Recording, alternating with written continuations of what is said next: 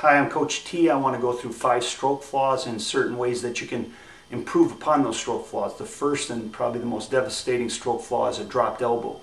Leading your stroke, any stroke, butterfly, breaststroke, backstroke with an elbow loses power. So try to keep isometrics in your regime of training exercises where you isolate this position. You can have kids lay on the couch at home and do backstroke. At the beginning of practice, hold this position. Stand up and hold the position. Use stretch cords, anything to keep the shoulders up. Remember, a dropped elbow is about losing the power and the ability to hold your elbow in the proper position. Laying on your elbow too long and then leading with your elbow is a dropped elbow. Hand position.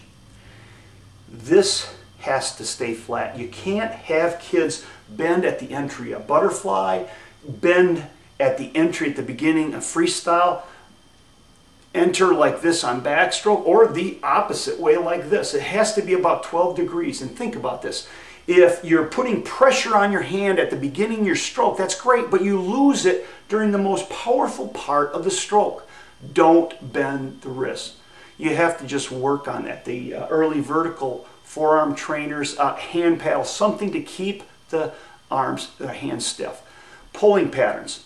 The S-shaped pattern for swimming is over-exaggerated. It's not necessary, and it kills kids' strokes. It's a terribly difficult thing to correct as a coach. So have them try to get on a raft, one of those cheap rectangular floating rafts, and swim like they're on a surfboard. Very young, try to get them. If they already have the habit, don't get them doing a lot of yardage when they have a dropped elbow, a terrible pulling pattern, because you're only going to reinforce it. Get them out of there and get them corrected before you start getting into the rigors of training. Okay? A foundation of yardage is important, but if you have a terrible stroke, why do it? You're only hurting things, not helping. Ankle flexibility. You want to have them, after every kicking stroke, pull on the right ankle, left ankle for about 8 seconds. Pull it so they can increase their ankle flexibility. Most kids, if you measure with a protractor at the top here with a protractor, you're going to get a measurement about 40 to 45 degrees. Michael Phelps could not win gold medals and break world records without great ankle flexibility.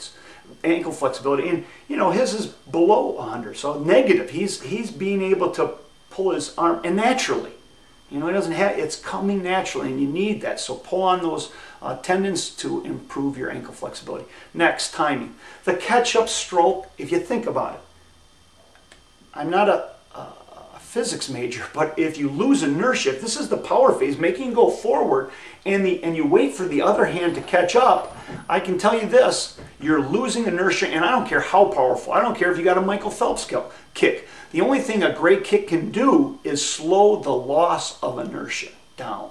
Okay? Having a great kick is important. Don't do the catch-up stroke. When it's in the power phase, the other arm should start, as this releases, this has to start entering the power phase. You can do all the, you can watch all the Olympians, and when they're not swimming fast, you know, they can train and show you how smooth they are. But in races, in sprinting, you have to get the timing where one is in the middle of the power phase and releasing, and you start the other one, okay? In breaststroke, when this hand is releasing, you're supposed to start the kick.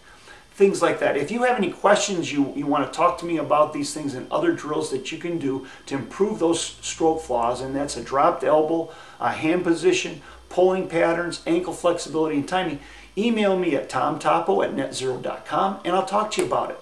I'll see you at the Ask a World Clinic, and stop by our booth, our tech paddle booth. I think everybody should have one of those. It should become a training tool for everybody. Only 50 and 100 yards. If you do it every single day, the kids will get it if they do it slow enough where they can come back and say, Coach, did I do it? And you say, yep, that elbow is really good. Now, the pulling pad or the elbow for a taller person may be a little bit deeper, but it's still going to be up. You're not going to drop them, and the tech paddles do that. Good luck to you. I hope to hear from you. Good luck in your swimming, triathletes, coaches. Good luck to you, and happy swimming. Hope those times drop.